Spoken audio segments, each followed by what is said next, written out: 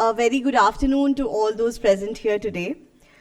Honored guests and most importantly, the members from the Center for Civil Society who warmly welcomed me and invited me for today's event. Thank you so much. To all the honored guests and distinguished members present here. It's really my privilege and honor to be amongst all of you here today, talking on such a relevant and important topic, which essentially echoes our moral responsibility and also our policy ambitions. What should be the education governance be like?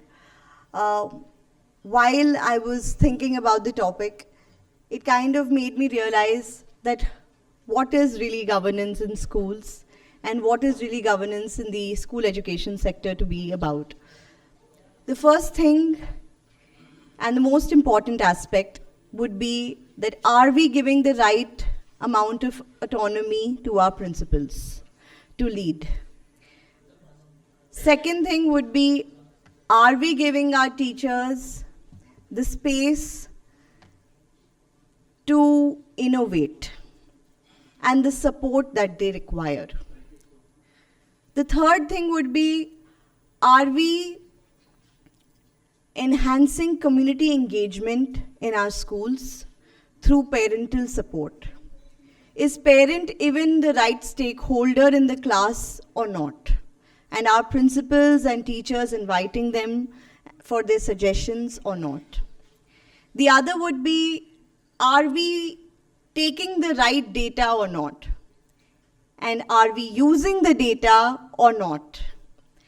And if we are using the data, are we using it for bettering the academic progress or bettering the overall development of the child? Or are we using it to punish the entire school education network, that is, which is the principals or the teachers? The other aspect, I think, would be, are we able to leverage the technology or not? So these are some of the pertinent questions I think one needs to think about when we are planning, when we are making policies, or when we are in the education governance. To all the school educators here, while we talk about the autonomy to be given to the principals, we also must think about, if we are giving the autonomy, then are we setting the goals for the performance? And is the performance simply supposed to give us academic progress or what? The other aspect again would be, should we only talk about academics or should we also talk about inclusivity in days such as this? I think inclusivity has always been the talk. However, I genuinely think it is the need of the hour. And what do we do as policy makers to really work on it, to enhance the capabilities of our school environment? And what would be a positive school environment for us? So there are so many questions. And with this comes the reality that we are really in an age of AI, in the age of growing technologies.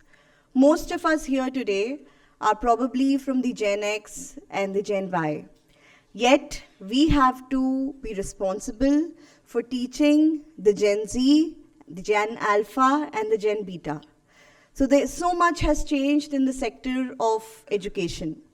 From what we knew that rote learning was the way to go, now we have been taught and we have been told that competency-based learning is the way to go. So when we're talking about competency-based learning, are we also talking about professional development to be given to our teachers or not? Are we enhancing their capabilities or not? I think these are some pertinent questions that we need to ask ourselves.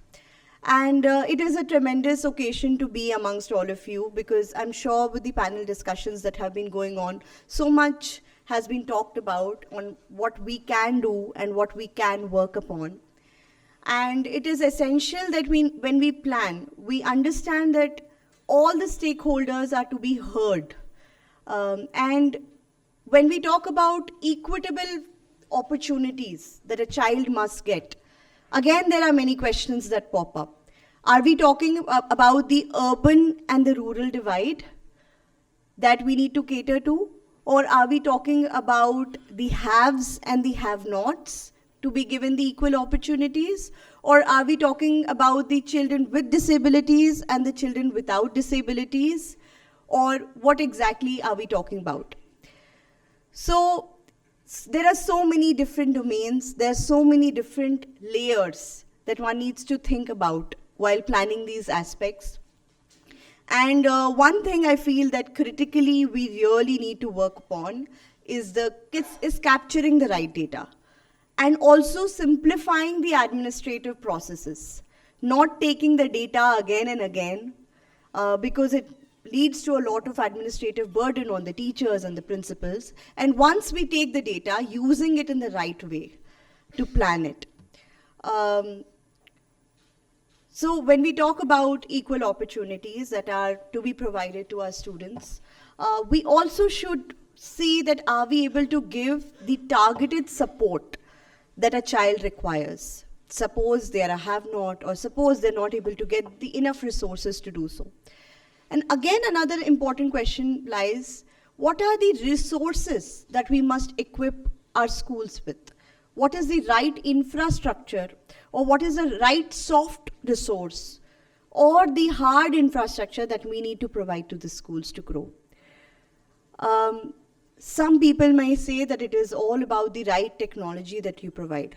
Some people may say that technology is in fact not required at all, like some governments or some countries are advocating. All I know is that nobody can really replace a human teacher, because a teacher only can know what is the right or the wrong thing for the student, and you must have felt it in many spaces that you have been in. So how can we give them the space to kind of innovate,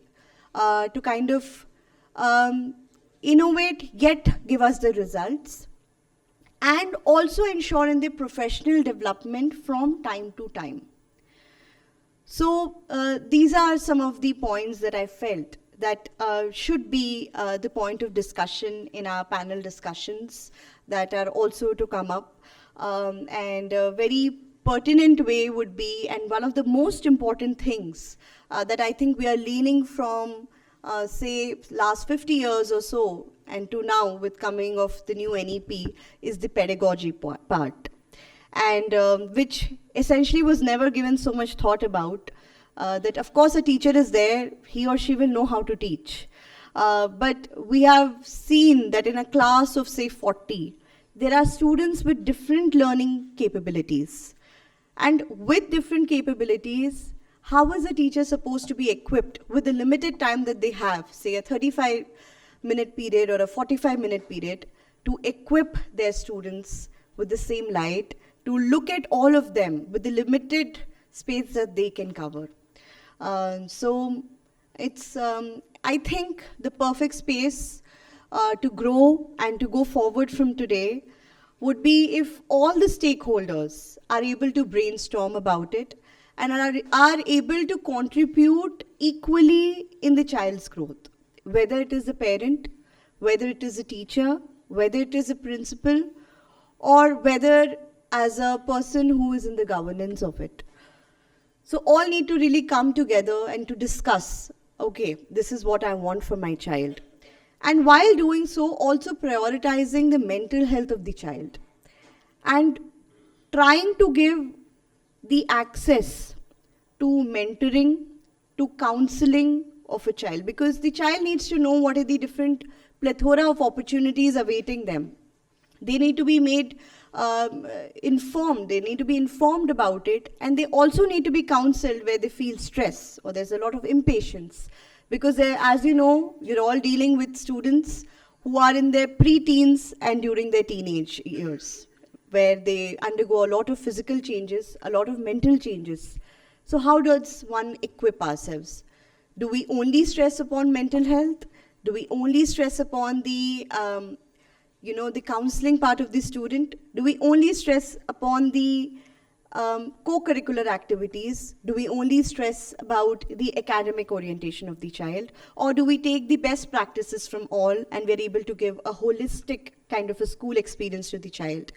Ultimately, we want that when a child goes out of school, because there's so much information available. Earlier, only the books you had was all that you had as a resource for a child or for a student.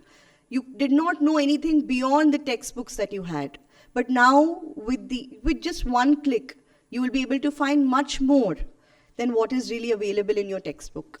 So with so much information that is ongoing, that is available, what do we want our child to be achieving after, say, they enter into KG or nursery and after they leave out of school at 18 or 19 years? Do we want them to be empathetic individuals? Do we want them to be smart individuals, whilst them knowing that yes, we are good individuals, we are happy individuals, we know what we are, we know what we're not there. Also, school provides them so many opportunities, so many platforms. There is games happening, there are so many different competitions happening. We somehow need to also create an environment where we do not give too much stress upon the prizes and the accolades that go with it. I think we kind of do support it. There's no harm in it. You should always try to support students who are doing very well in, say, education or sports or any other activity. But what about those who are kind of left behind? How do we give them the sense of confidence that it's okay? Ultimately, when you're out of school, we want you to realize that, okay, these are the different activities available. This is what you could play around with. This is what you have realized, that, okay, you're good at this, you're not good at this. And going forward, you should be the best version of yourself. And that's how I think we should promote about, from a microcosm level to a person from a bird's eye view, as a policy level, and also at a school level, at a student level. We need to know what really is going to help at a student level, what is going to help at a teacher level, and what is really going to help at a principal level. How do we ensure that the leadership stands and they are not burdened with XYZ n number of things, that they are solely concentrating on the school environment and they are able to promote growth in it? There are so many administrative glitches which may reduce them or which may not let them kind of innovate or try to experiment different things. So how do we create those environments? And of course, there's no right or wrong answer for this, because like all of you, we are all learning. I think each day we learn something new. Each day we learn that maybe what happened yesterday was not the right thing. We need to think something bigger. And that's what I hope that today's conference is all about.